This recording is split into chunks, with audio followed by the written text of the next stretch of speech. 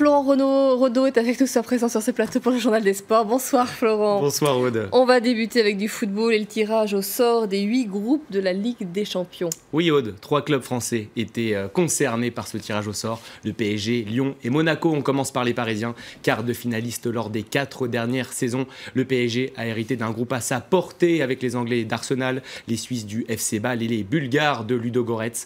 Les hommes d'Unai Emery viseront bien sûr la première place de ce groupe A. Principal concurrent, les Gunners d'Arsène Wenger. À noter dans le groupe C le retour de Pep Guardiola à Barcelone, le Catalan désormais à la tête de Manchester City. Le groupe D est lui aussi très relevé avec le Bayern et l'Atlético Madrid qui s'étaient affrontés, vous vous en souvenez, en demi-finale l'an dernier. L'Olympique lyonnais, lui, n'a pas eu autant de chance que les Parisiens. Placés dans le chapeau numéro 3, l'OL aura fort à faire face à la Juventus Turin, le champion d'Italie, et le FC Séville, triple vainqueur de la Ligue Europa. Dernier adversaire des Rodaniens, le Dynamo Zagreb. De son côté, Monaco, le 3e club qualifié, il est tombé dans un groupe relativement facile avec Tottenham, le CSKA Moscou et le Bayer Leverkusen. La première journée de cette Ligue des Champions version 2016-2017 aura lieu les 13 et 14 septembre prochains.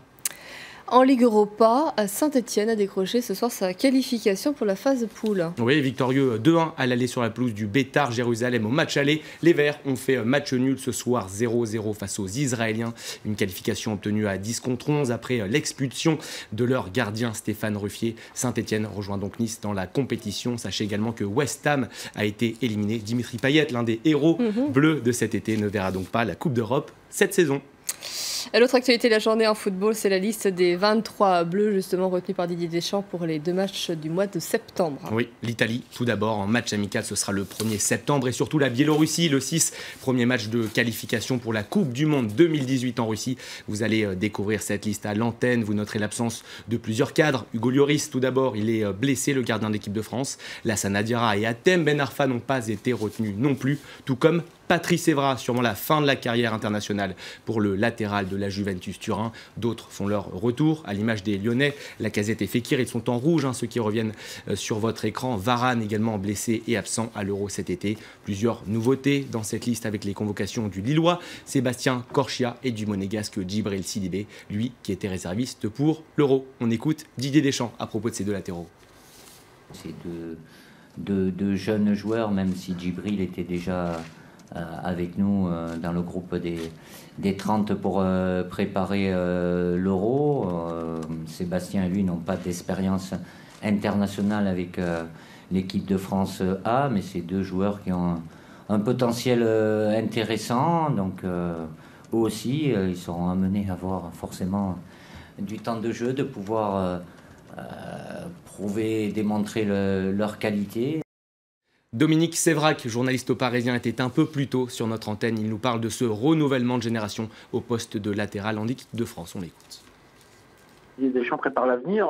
Tout simplement, l'avenir commence le 6 septembre en Biélorussie avec les éliminatoires pour se qualifier pour la Coupe du Monde de 2018.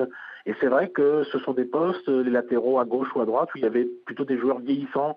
Patrice Evra, 35 ans, Sagna, 30 ans passés. Bon, là, il est blessé. Jallet, 30 ans passés. Il a perdu sa place à Lyon. Donc, évidemment, ce renouvellement-là était nécessaire avec des postes sinistrés parce que Corchia, Sidibé ne sont pas encore de très grands joueurs. Ils manquent d'expérience, ils manquent de vécu. C'est pas facile en France. On a du mal à produire, entre guillemets, de bons latéraux. Et c'est souvent un côté plus qu'un autre qui l'emporte. Là, c'est le côté gauche. Digne et Kurzawa sont en avance sur Sidibé et Corchia à droite.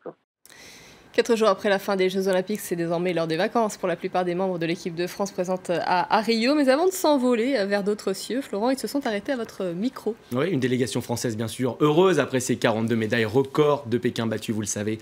Nous avons effectivement eu la chance de nous entretenir avec bon nombre d'entre eux et notamment Teddy Riner, le double champion olympique de judo, porte-drapeau des Bleus à Rio.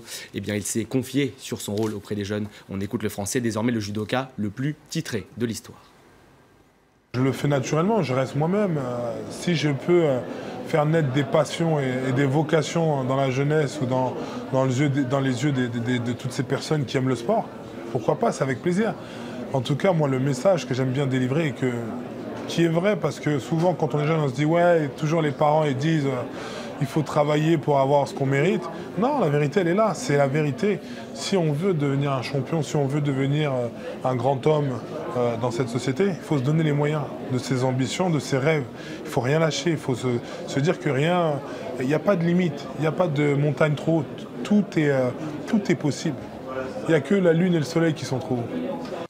Un entretien que vous pouvez retrouver en intégralité ce week-end sur France 24. Première diffusion Aude ce samedi à 8h45, heure de Paris. Voilà pour les sports. Du matin. Hein. Du matin. Merci beaucoup, je sais pas, je dors à cette heure-là. Merci Florent, Merci mais à vous serez très nombreux à le regarder, je n'en doute pas. Je n'en doute pas. Merci pour ce journal des sports.